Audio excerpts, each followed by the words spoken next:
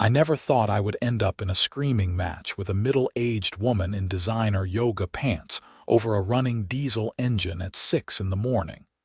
But that is exactly where January in Lakewood, Colorado decided to take me. My name is Quinn Montgomery, and I have been running a small snow removal business in the Denver metro area for 8 years. What started as me and a beat-up old Ford with a plow attached has grown into a legitimate operation with 3 trucks, 2 employees, and contracts with about 40 residential properties scattered across Jefferson County. I am not getting rich, but I make enough to keep my family comfortable and my equipment maintained. That morning, I was sitting in my 2019 Ram 3500 diesel with the upgraded Plow system, idling outside the Pinecrest Ridge subdivision where I had contracts with 12 different homeowners. The temperature was hovering around 8 degrees Fahrenheit, and the weather forecast had been accurate for once. We had gotten hammered with 16 inches of snow overnight, with another 6 to 8 expected before noon. My truck had been running for about 20 minutes while I finished my coffee and went over my route on the tablet mounted to my dashboard. The diesel needed to warm up properly in this cold, and I needed the heat blasting to keep my fingers functional. I had already cleared 3 driveways on the east side of the subdivision and was planning my approach to the remaining 9 properties. That was when I saw her marching across the snow-covered street like a woman on a mission from some vengeful god of neighborhood aesthetics. She was wearing cream-colored designer snow boots that probably cost more than my truck payment, black leggings, a puffy white jacket that looked like it had never seen actual winter use, and her blonde hair was pulled back so tight I wondered if it contributed to the pinched expression on her face. I rolled down my window as she approached, and the cold air hit me like a slap. "Morning," I said, trying to be friendly despite the aggressive body language she was broadcasting. "Excuse me, do you have any idea how long you have been sitting here with that truck running?" Her voice had that particular quality that I had learned to recognize over the years, the tone of someone who was used to getting their way through sheer force of complaint.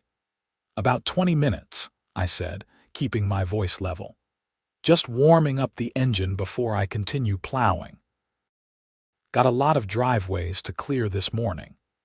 20 minutes of that diesel engine polluting our neighborhood and creating noise disturbance," she said, and I noticed she was holding her phone in one hand.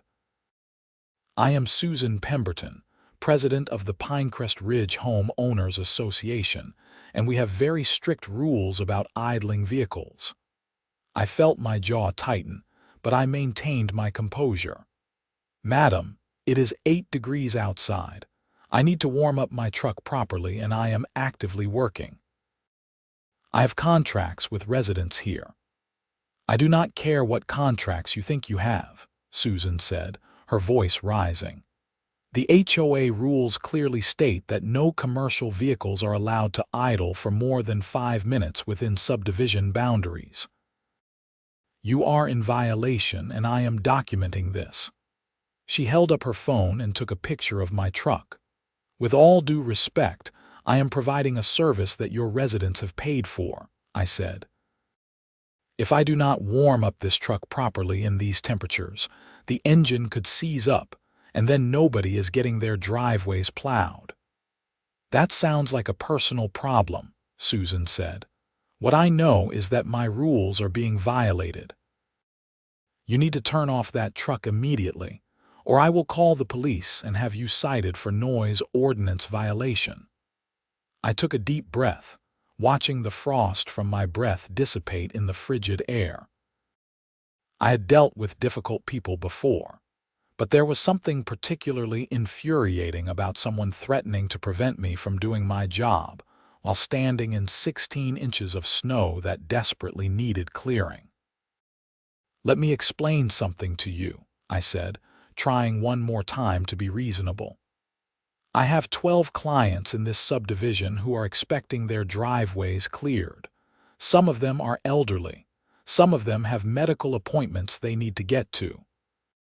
I cannot do my job if you are going to threaten me with police calls every time I need to let my truck run.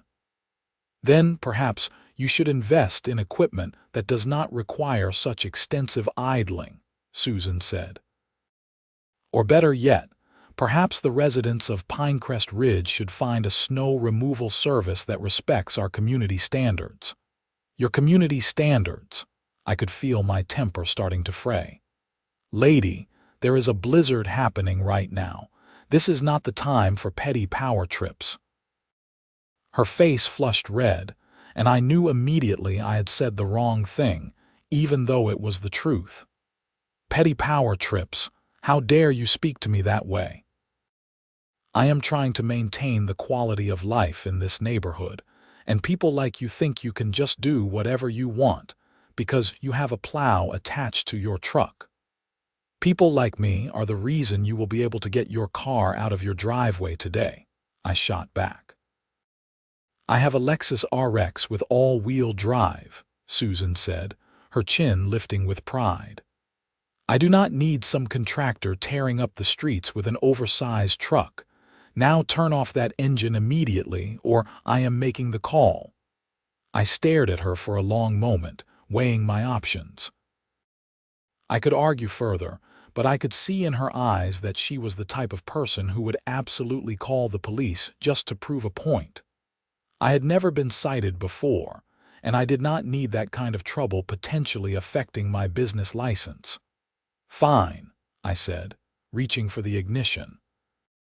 But when your neighbors start complaining that their driveways are not getting cleared in a timely manner, you can explain to them why. I will do exactly that, Susan said. And I will be filing a formal complaint with the HOA board about your unprofessional attitude. I turned off the truck, and immediately I could feel the cold starting to seep in through the door seals. Susan stood there for another moment, apparently waiting to make sure I complied fully, before turning and marching back across the street toward what I assumed was her house. A large two-story contemporary with stone accents and an immaculate front yard, now buried under snow. I sat there in the rapidly cooling cab of my truck, watching my breath start to fog in the air, and pulled out my phone. I called my first client of the day, Robert Patterson, a retired teacher who lived 3 houses down from where I was parked. "Hey, Robert, it is Quinn from Montgomery Snow Removal," I said when he answered. "I am in the subdivision, but I am having a situation with the HOA president. She is claiming I cannot idle my truck to warm it up. I am going to do my best to get to you, but I wanted to give you a heads up that things might take longer than usual." "Susan Pemberton," Robert said, and I could hear the resignation in his voice. "Of course it is. That woman has made more problems in this neighborhood than we ever had before she took over the HOA board. Do what you can, Quinn. I appreciate you calling." I made similar calls to 3 other clients, and each one of them had similar reactions when I mentioned Susan's name. Apparently, I was not the first person to run afoul of her interpretation of community rules. One client, Martha Henderson, actually laughed bitterly and said Susan had sent her a violation notice for leaving her garage door open for more than 30 minutes while she was unloading groceries. With my truck off, I gave it 5 minutes as per Susan's stated rule, then started it back up. The engine turned over rough in the cold, which was exactly what I had been trying to avoid. I let it warm up for another 5 minutes, constantly checking over my shoulder for Susan to come storming back out of her house, then put it in gear and headed toward my next job. The plowing went slowly. Every time I finished a driveway, I had to make a choice. Let the truck idle while I cleared the walks, or turn it off and risk it not starting again in the brutal cold. I compromised by turning it off for short jobs and leaving it running for anything that would take more than 10 minutes. I kept waiting for a police car to show up, but none came.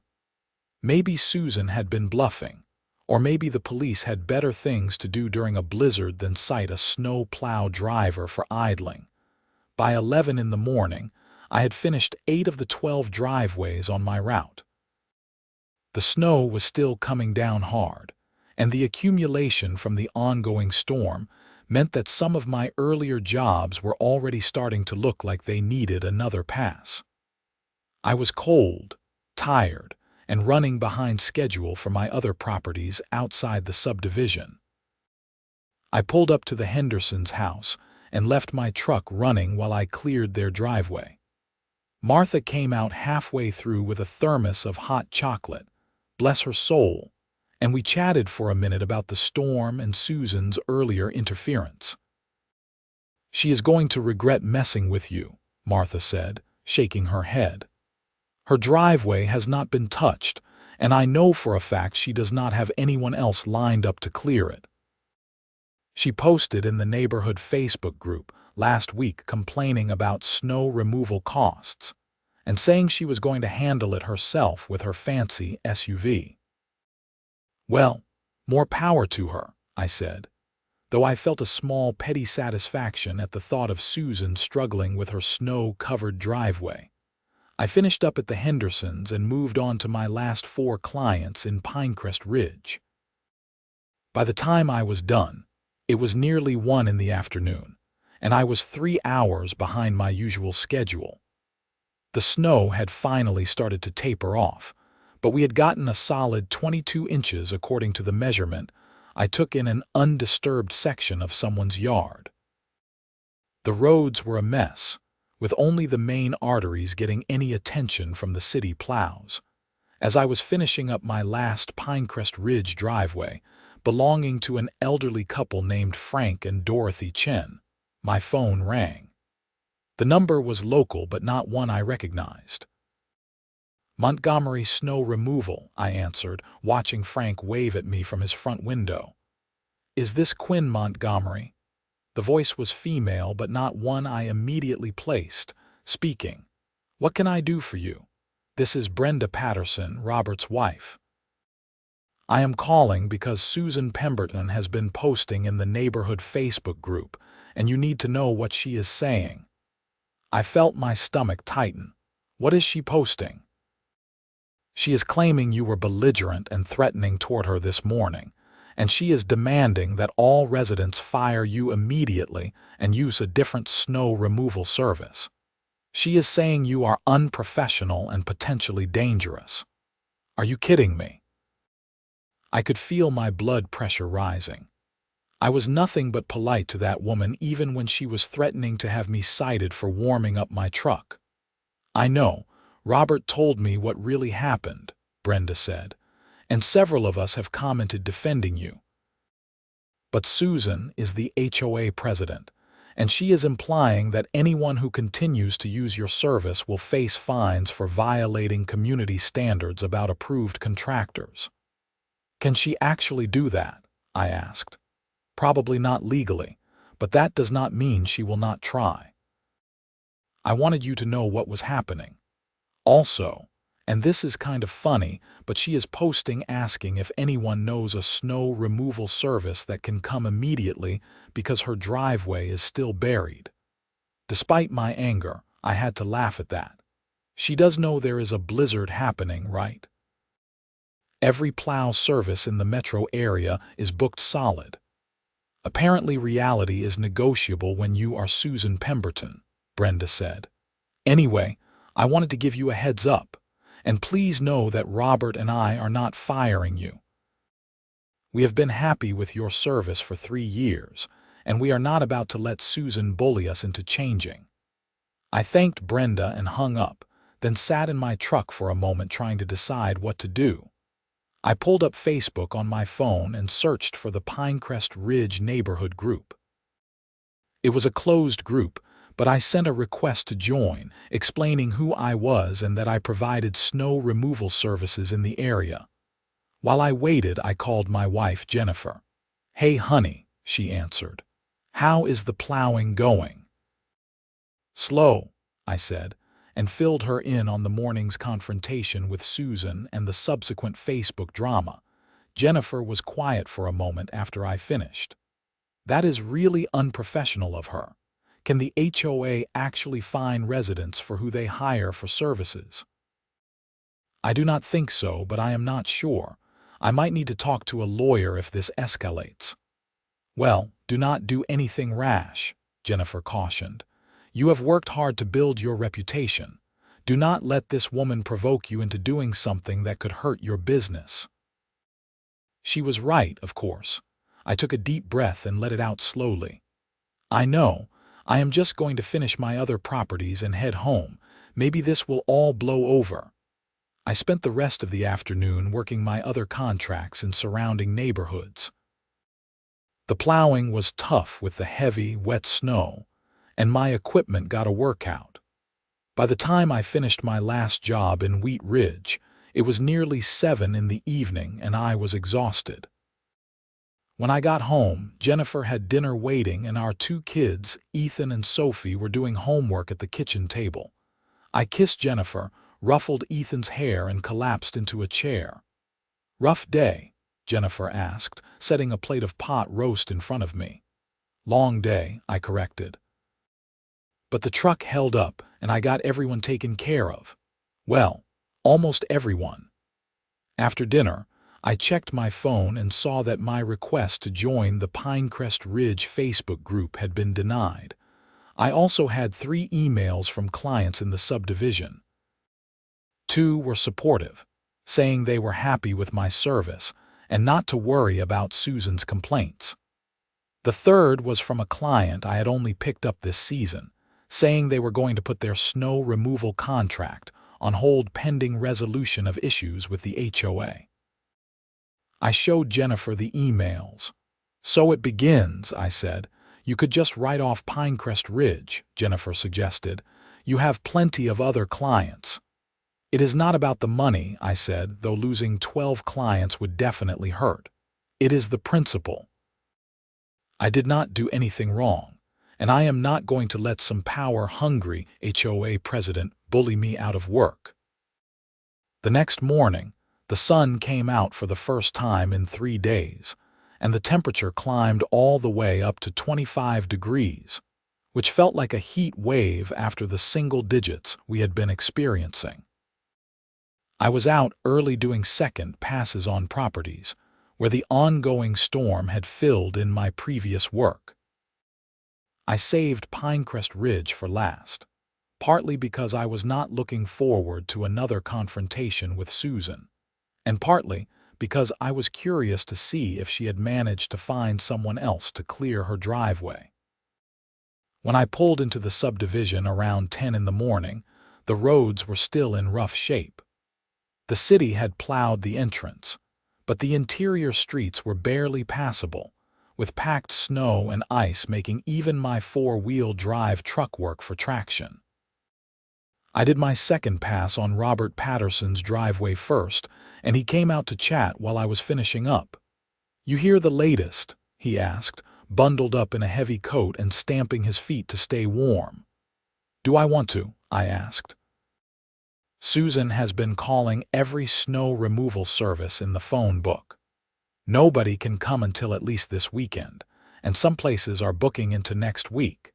She is absolutely losing it in the Facebook group, posting every 2 hours about the incompetence of local contractors." "Has she considered just clearing it herself?" I asked. "She was so confident about her Lexus yesterday." Robert laughed. "Oh, she tried. This morning around 7, I happened to be looking out the window getting my coffee.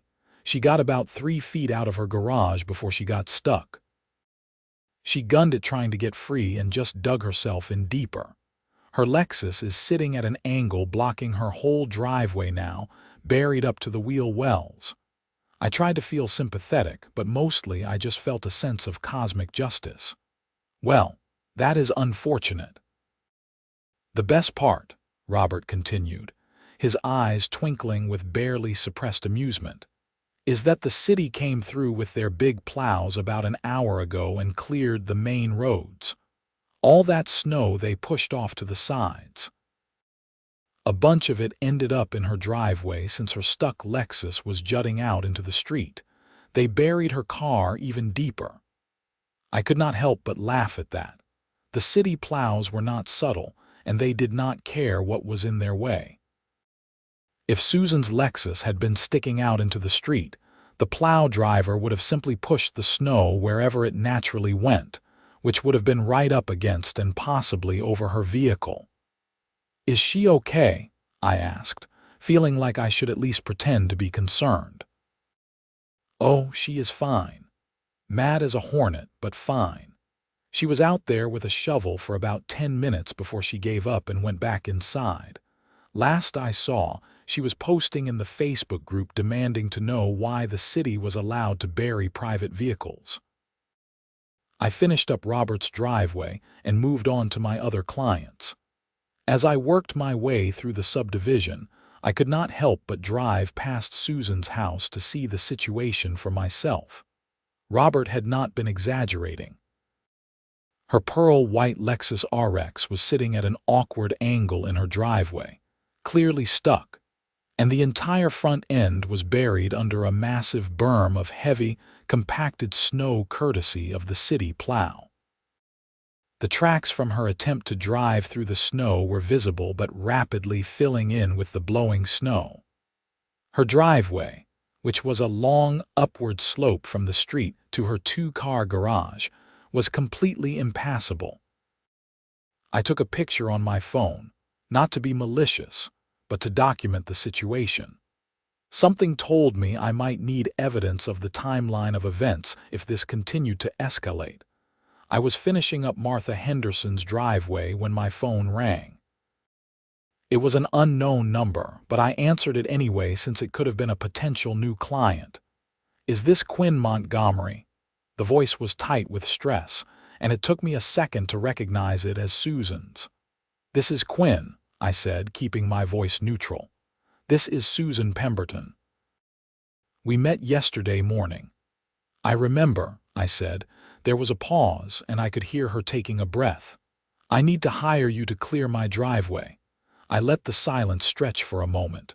"I thought you were filing complaints about me with the HOA board."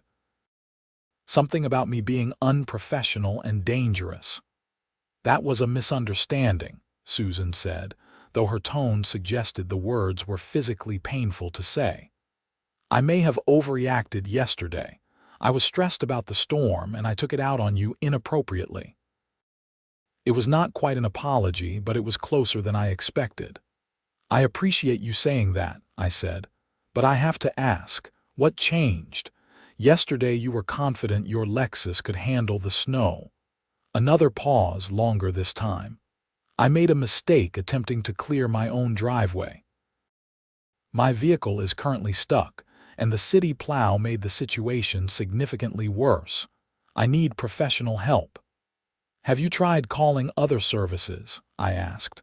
"I would hate to violate your HOA standards about approved contractors. Please." The word came out strangled. "I have called every company in the area. Nobody can come for days. I have important appointments I need to get to, and my car is completely buried."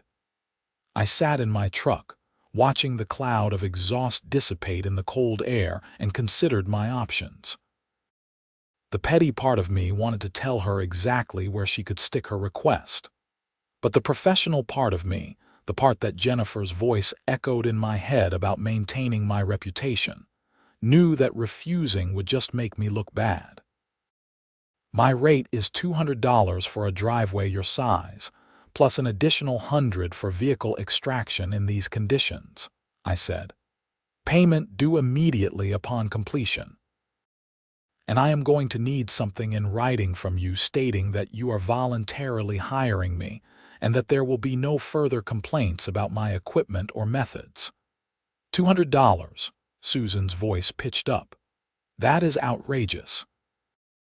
I was quoted $120 by another company last month." That was last month, before a 22-inch blizzard, I said calmly. And the extraction fee is non-negotiable given the condition your vehicle is in. Those are my rates for emergency service. Take it or leave it. I could hear her breathing on the other end of the line, could almost feel her wrestling with her pride. Fine, she finally said. When can you come? I am in your neighborhood now. I can be there in about 45 minutes after I finish my current job, but I need that written agreement first. Email or text is fine. What exactly do you want it to say? Susan asked. That you are voluntarily hiring Montgomery Snow Removal for emergency snow clearing and vehicle extraction services. That you understand and accept the quoted rates, and that you will not file any complaints with the HOA or any other body regarding my service, equipment, or methods used to complete the job. That is ridiculous, Susan said. You are trying to blackmail me. No, madam, I am protecting my business, I said. You called me threatening police action yesterday and posted on social media calling me unprofessional and dangerous. I am not doing any work for you without protection from further retaliation. Another long silence.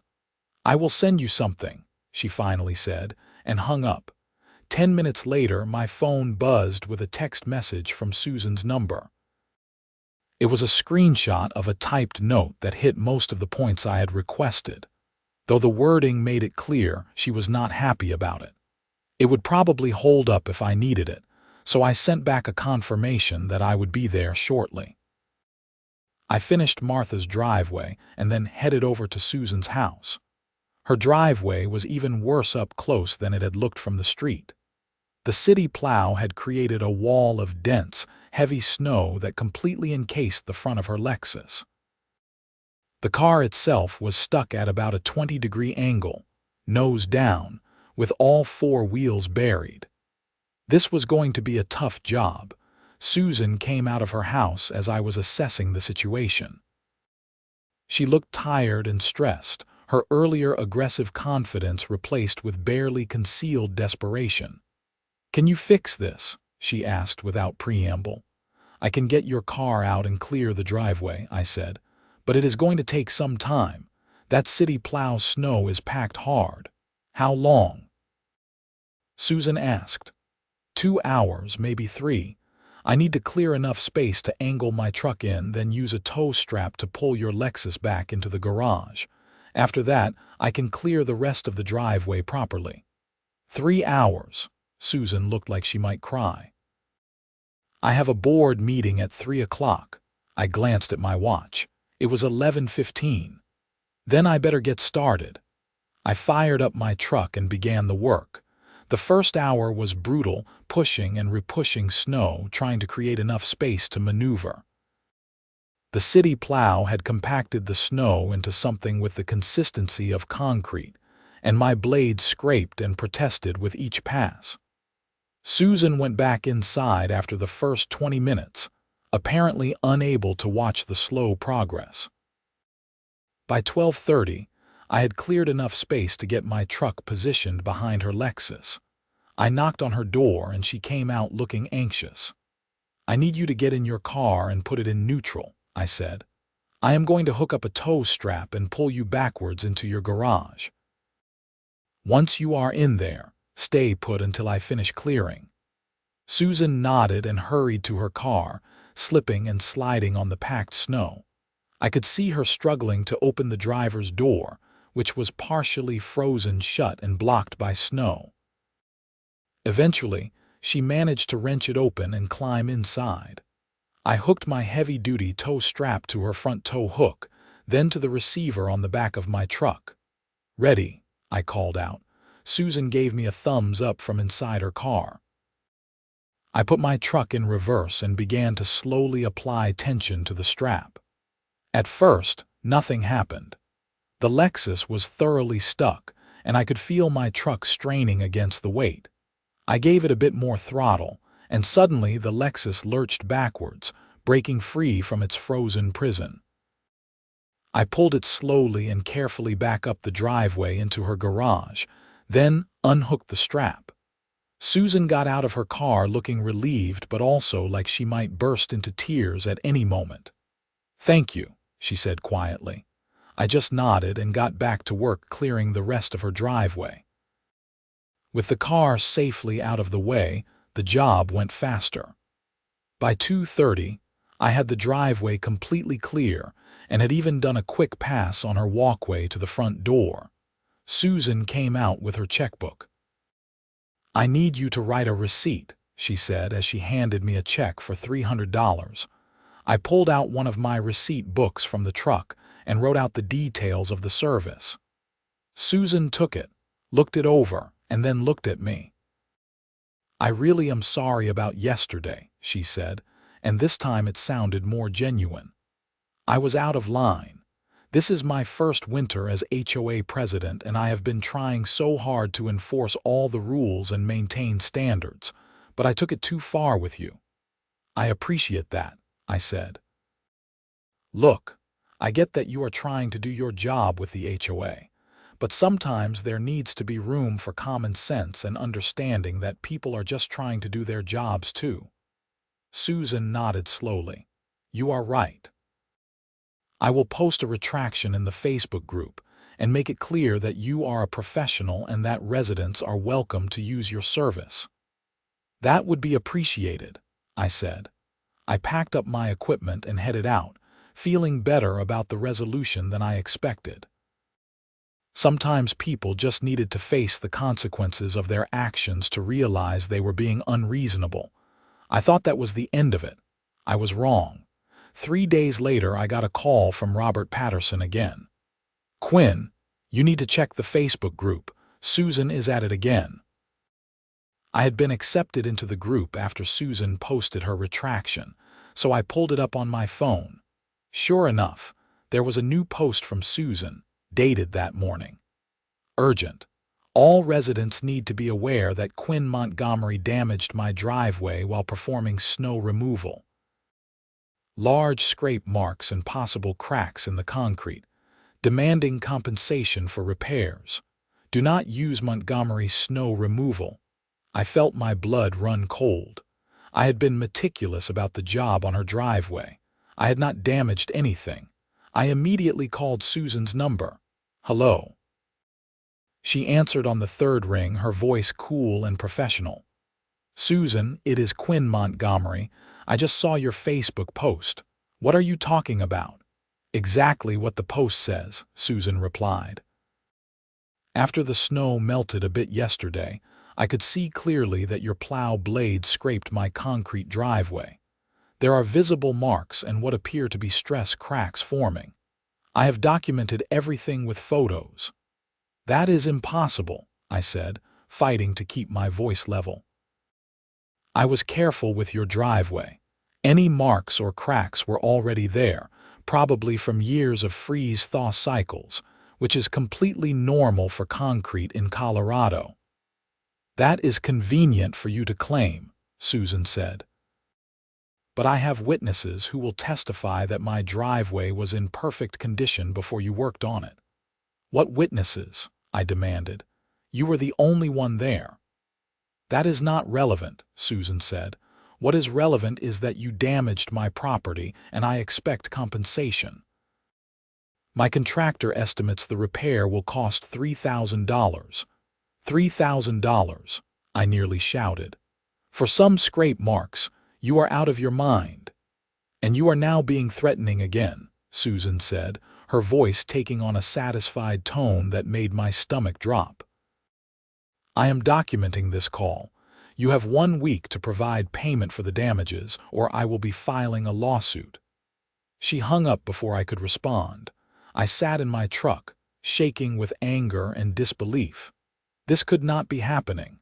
I called Jennifer immediately and told her everything.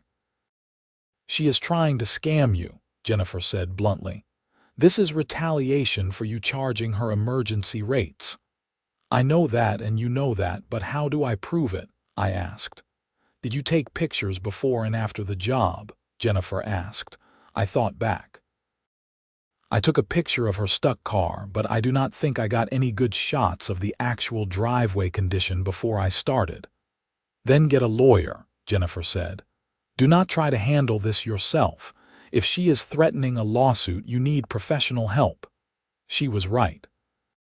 I called my business insurance company and explained the situation. They connected me with a lawyer named David Chen, who specialized in contractor disputes. I met with him the next day and showed him all the documentation I had, including the text exchange with Susan, the photos I had taken, and screenshots of all her Facebook posts. David listened to everything, reviewed the documents, and then leaned back in his chair. "This is a clear case of harassment and attempted fraud," he said. "She has established a pattern of antagonistic behavior toward you. She only made these claims after you charged her for emergency service, and she is using her position as HOA president to damage your business reputation." "So what do I do?" I asked. "First, we send her a cease and desist letter," David said.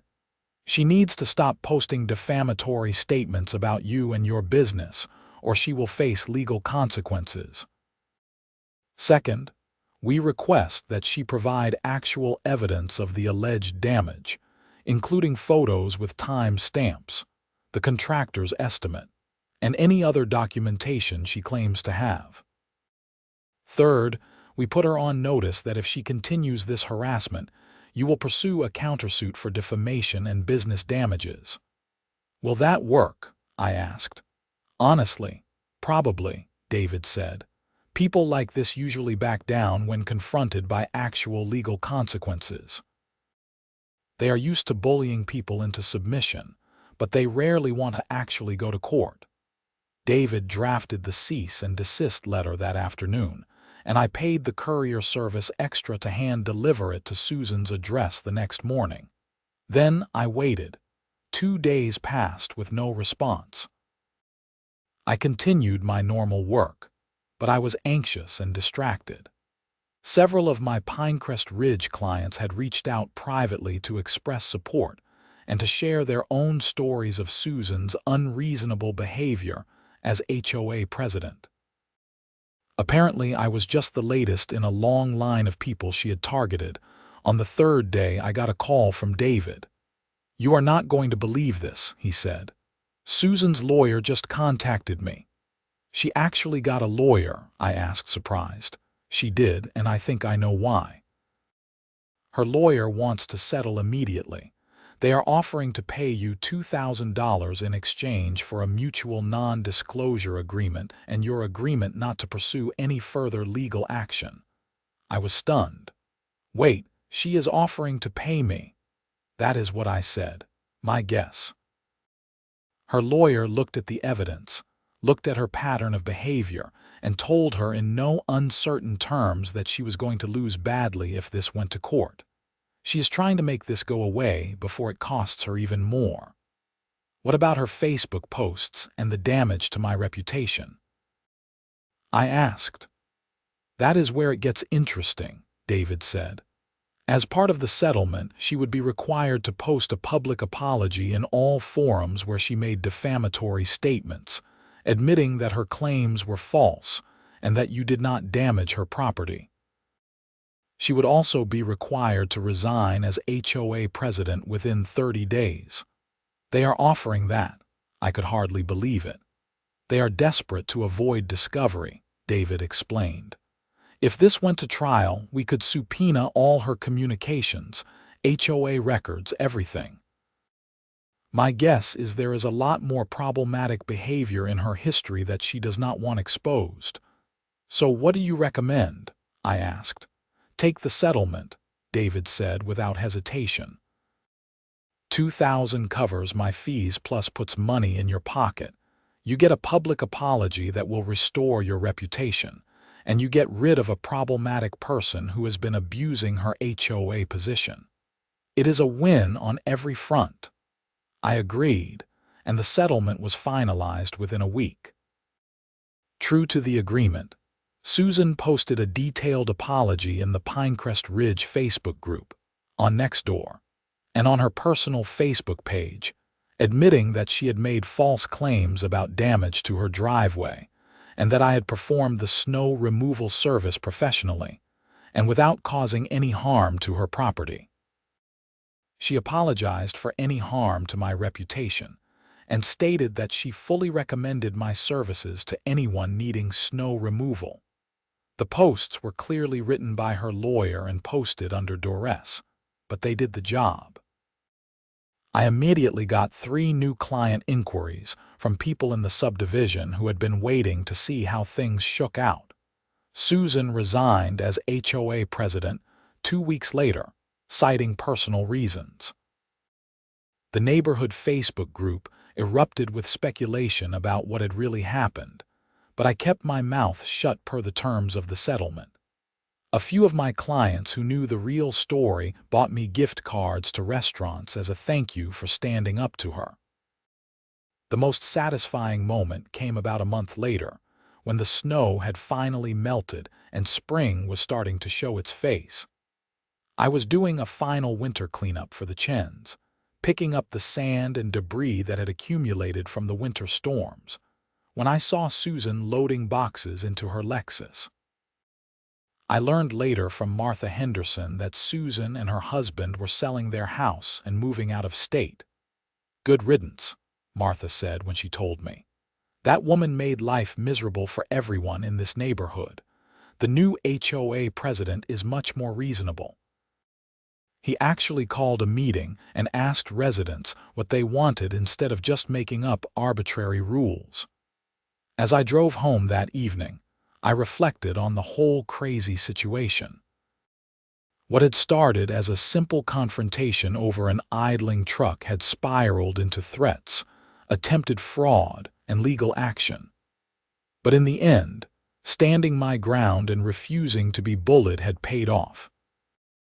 I had protected my business, earned respect from my clients, and helped remove a toxic presence from a neighborhood. When I got home, Jennifer met me at the door with a kiss and a knowing smile. "I saw Susan's apology posts," she said. "How does it feel to be vindicated, honestly?" "It feels pretty good," I admitted, "but mostly I am just glad it is over." "Me too," Jennifer said. "Though I have to admit, part of me wishes I could have seen her face when her lawyer told her she had to pay you and resign." I laughed. That would have been something. That night, after the kids were in bed, Jennifer and I sat on the couch, and I told her the whole story from start to finish, filling in details I had been too stressed to share while everything was happening. When I got to the part about Susan's car being buried by the city plow, Jennifer laughed so hard she cried. "I know I should feel bad for her," Jennifer said, wiping her eyes. "But the karma of that moment is just too perfect." "The universe has a way of working things out," I agreed. The next morning, I got an email from David Chen, my lawyer. In addition to the formal closing of the case, he had attached a note thanking me for being a straightforward client who had actually documented things properly and had legitimate grievances. He said most contractor dispute cases were a mess of he said she said with no evidence, but my photos and written exchanges had made the case straightforward. That made me think about how easily things could have gone differently. If I had not taken that picture of Susan's stuck car, if I had not gotten the written agreement from her before doing the work, if I had not kept screenshots of her Facebook posts, I might not have had enough evidence to fight back effectively. It was a good reminder that in today's world, documentation is everything. Word spread quickly through the contractor community about what had happened. I started getting calls from other snow removal operators, landscapers, and various service providers who had their own horror stories about dealing with difficult HOA boards and individual homeowners who tried to use their positions to bully contractors. Several of them asked for David Chen's contact information, and I happily provided it. One particularly interesting call came from a guy named Tony Russo, who ran a larger snow removal operation than mine. "I heard about your situation with that HOA lady in Lakewood," he said. "Something similar happened to me last year in Aurora. Different person, same pattern. Made up damage claims, demanded money, threatened my business. I ended up settling with her for $500 just to make it go away, but it always bothered me that she got away with it." "That is exactly what Susan was counting on," I said. "That I would just pay her some money to avoid the hassle of fighting, but at some point you have to draw a line." "Respect for that," Tony said. "Hey, I have been looking to reduce my residential client load and focus more on commercial properties. Any chance you would want to buy out some of my contracts? I have probably 20 properties that would be a good fit for your operation." That phone call turned into a business opportunity I had not seen coming. Over the next few weeks, Tony and I worked out an arrangement where I would take over 30 of his residential contracts in areas where I already had clients, and he would refer new residential inquiries to me going forward. It significantly grew my business and opened up new opportunities. By the time summer rolled around, I had hired another employee and purchased a fourth truck to handle the increased workload. I also started offering landscaping services during the off-season, which provided year-round revenue and helped me retain my employees when the snow was not flying. I never saw Susan Pemberton again after that day. I saw her loading boxes into her Lexus. According to neighborhood gossip, she and her husband had moved to Arizona to be closer to her parents. I hoped that the warmer climate and distance from Colorado winters would improve her disposition, but I had my doubts. Some people just seemed determined to make themselves and everyone around them miserable. The new HOA president in Pinecrest Ridge, a retired engineer named Bill Thompson, turned out to be exactly what the neighborhood needed. He called me personally about a month after taking over to apologize for Susan's behavior and to assure me that contractors would be treated professionally going forward. He even worked with the board to update the idling ordinance to include a reasonable exception for commercial vehicles actively engaged in providing services, with a 15-minute warm-up period explicitly allowed. "Common sense should not be revolutionary, but here we are," Bill said when he told me about the updated rule. "I looked into it after I heard what happened with you, and our old idling rule was actually more restrictive than what the city requires." There was no good reason for it, except Susan wanted to feel important. Life settled back into a comfortable routine. I plowed in winter, did landscaping in summer, and built my business steadily. The experience with Susan had taught me valuable lessons about protecting myself legally, documenting everything, and not being afraid to stand up to bullies even when they had fancy titles and designer clothes. About a year after the whole incident, I was having coffee with Robert Patterson, who had become something of a friend beyond just being a client. We were sitting in his living room while a late spring snow shower dusted the neighborhood outside, discussing whether he needed one more plow pass or if the sun would take care of the light accumulation. "You know, I never properly thanked you," Robert said suddenly. "For what?" I asked. "For standing up to Susan. You were not the only person she bullied, but you were the first one to really fight back and win.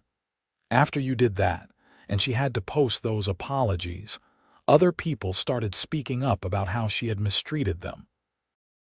That is what eventually led to the HOA board asking her to resign before you forced it with your settlement. You started a chain reaction that freed this whole neighborhood from a petty tyrant." I had not thought about it that way. "I was just protecting my business," I said. "Maybe," Robert said. "But sometimes protecting yourself is the same as protecting everyone else who could not or would not stand up for themselves. You did a good thing, Quinn.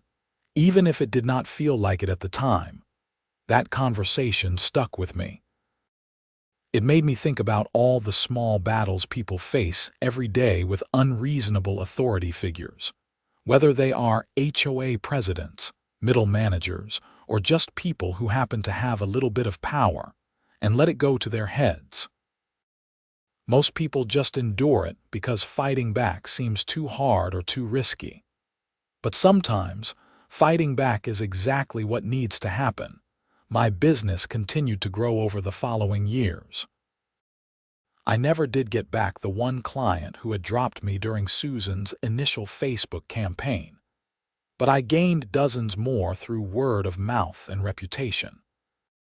The story of how I handled the situation with Susan became something of a legend among local contractors, and it actually helped my credibility. People knew I would stand behind my work and would not be pushed around. Jennifer often joked that I should send Susan a thank you card for inadvertently helping my business grow. I never did, but I understood her point. The adversity had forced me to level up my documentation practices, my legal knowledge, and my professional reputation. In a weird way, Susan had made me a better business owner. The kids grew older, my fleet of trucks grew larger, and the memories of that cold January morning when a woman in designer snow boots demanded I turn off my idling truck gradually faded into just another story from the early days of the business. But every winter, when the first big snow hits and I am out at 6 in the morning warming up my trucks, I think about Susan Pemberton and her buried Lexus, and I smile. Because in the end, karma is not just about bad people getting what they deserve. It is also about good people being rewarded for doing things the right way, even when it is harder. I could have cut corners, could have turned off my truck every time someone complained, could have paid Susan her fake damage claim just to avoid the hassle. But I did not. I did my job properly. I documented everything, and I stood my ground when challenged. And that made all the difference. The experience also changed how I interacted with HOAs in general. I became much more proactive about understanding the rules in subdivisions where I worked, and I made sure to introduce myself to board members at the start of each season. Most HOA boards, I learned, were filled with well-meaning people just trying to maintain their neighborhoods. Susan had been an exception, not the rule. I also started carrying more comprehensive insurance and documentation equipment. I installed dash cameras in all my trucks that recorded whenever the vehicles were running, giving me video evidence of exactly what happened during each job. I created detailed service contracts that spelled out expectations, limitations, and liability. And I kept meticulous records of every interaction with every client. It was more work, but it was worth it for the peace of mind.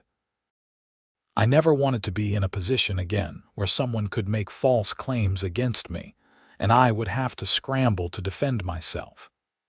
Being prepared was not just good business practice. It was essential survival in a world where one bad review or false accusation could damage years of hard work. The seasonal rhythm of my work became comforting.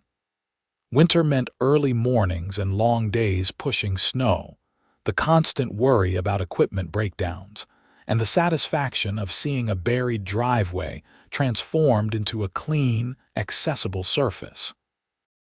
Spring meant cleanup and preparation for landscaping season. Summer meant mowing, trimming, and maintaining the yards that I had once just plowed. Fall meant leaf removal and getting equipment ready for winter again. Through it all, the Pinecrest Ridge neighborhood became one of my most reliable and profitable areas.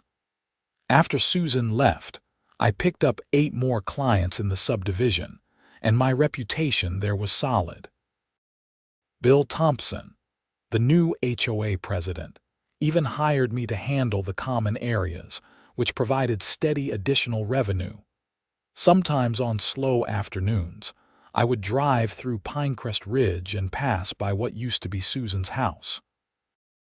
The new owners were a young couple with two small children, and they had made the house feel warmer and more welcoming.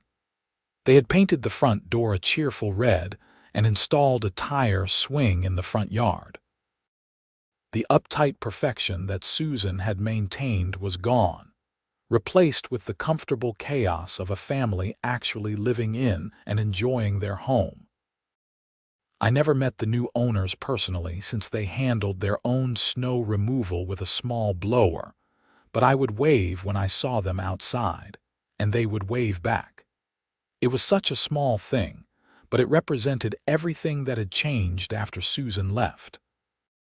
The neighborhood felt friendlier, more relaxed, more like an actual community instead of a homeowner association ruled by fear of violation notices. Years later, long after the drama had faded into memory, I was at a regional small business conference when I happened to sit next to a woman during one of the lunch sessions.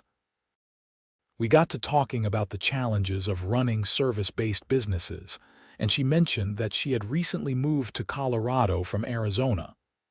"Where in Arizona?" I asked, making polite conversation. "Scottsdale," she said. "Honestly, I am glad to be back in Colorado." The HOA in our Arizona neighborhood was a nightmare. The president was this woman who seemed to have nothing better to do than measure everyone's grass height and send violation notices for the tiniest infractions. Something made me ask, this woman would not happen to have been named Susan Pemberton, would she? The woman's eyes went wide. "Yes, how did you know?" I laughed and told her an abbreviated version of my story. She listened with increasing amazement, and then told me that Susan had been eventually voted out of the Arizona HOA presidency after she had tried to fine a family for having their garage door open while their teenager was working on a school project. "Some people never change," the woman said, shaking her head, "but at least she is someone else's problem now. Last I heard, she and her husband were moving to Nevada." I almost felt sorry for Nevada. Almost. That encounter reminded me that there will always be people like Susan Pemberton in the world, people who derive their sense of self-worth from exercising petty authority over others. The best defense against them is not to engage in their games, but to stand firm in your principles, document everything, and be willing to fight back when necessary. As I drove home from that conference, I found myself feeling grateful for everything that had come from that difficult experience. The business growth, the improved practices, the relationships with clients, and the confidence that came from knowing I could handle adversity. Susan had tried to break me, and instead she had made me stronger. That night over dinner, I told Jennifer about running into the woman who had lived in Susan's Arizona neighborhood. We laughed together about the absurdity of Susan continuing her pattern in a new state, and then Jennifer said something that stuck with me. "You know what the real victory was?" she said. "It was not that you got a settlement or that she had to apologize. It was that you refused to let her make you into someone bitter. You could have become angry and suspicious of everyone, but instead you just got smarter and more careful. You did not let her change who you are fundamentally." She was right. That was the real win. I was still the same person who would warm up his truck properly before working, who would take pride in doing a job well, who would stand up for himself when wronged, but would not seek revenge beyond what was fair.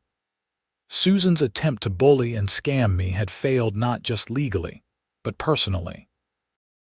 As my business continued to thrive over the following years, I made it a point to mentor younger contractors who were just starting out.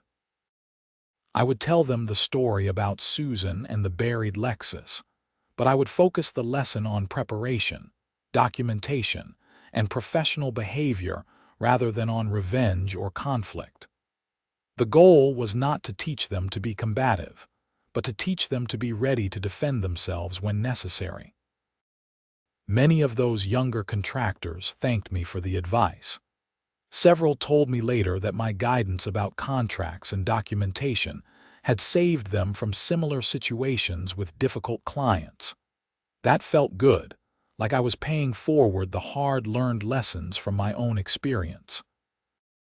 Looking back on everything now, I can see how that single confrontation on a freezing January morning became a turning point in my business and my life. It forced me to grow up as a business owner, to take professionalism and self-protection seriously, and to understand that sometimes you have to fight for what you have built. But more than that, it taught me that standing up to bullies is not just about protecting yourself. It is about protecting everyone who comes after you, everyone who might face the same unfair treatment. When I refused to be pushed around by Susan, I made it harder for her to push around the next person. When I documented her behavior and held her accountable, I created a record that ultimately led to her losing the position she had been abusing. That matters. Not because I am some kind of hero, but because that is how positive change happens. One person deciding that enough is enough, that the risk of fighting back is worth it, that principles matter more than convenience. The snow will keep falling every winter. Trucks will need to be warmed up. Driveways will need to be cleared. And somewhere there will always be another Susan Pemberton making life difficult for people just trying to do their jobs. But there will also be people who refuse to back down, who document everything, who stand up for themselves and for others. And in the end, those people win. Not because winning is the goal, but because doing the right thing has its own reward. The satisfaction of sleeping well at night knowing you did not compromise your principles. The pride of building something that can withstand adversity. The peace of mind that comes from knowing that when tested, you did not break. That is worth more than any settlement check. That is worth more than any apology. That is the real victory. And every time I fire up my diesel truck at 6 in the morning on a cold winter day and let it idle while the engine warms up properly, I remember that. I remember Susan Pemberton standing in her designer boots demanding I turn off my truck. I remember her stuck Lexus buried in snow. I remember her desperate call for help and her attempted fraud. I remember all of it, and I smile because I know I handled it right. Not perfectly, maybe, but right. And that has made all the difference in building a business and a life I can be proud of. The moral of the story, if there is one, is simple. Stand up for yourself. Document everything. Do not let bullies win. And maybe, just maybe, let your diesel truck idle long enough to warm up properly, because karma has a way of dealing with people who try to stop you from doing your job right. The end of the story is not dramatic.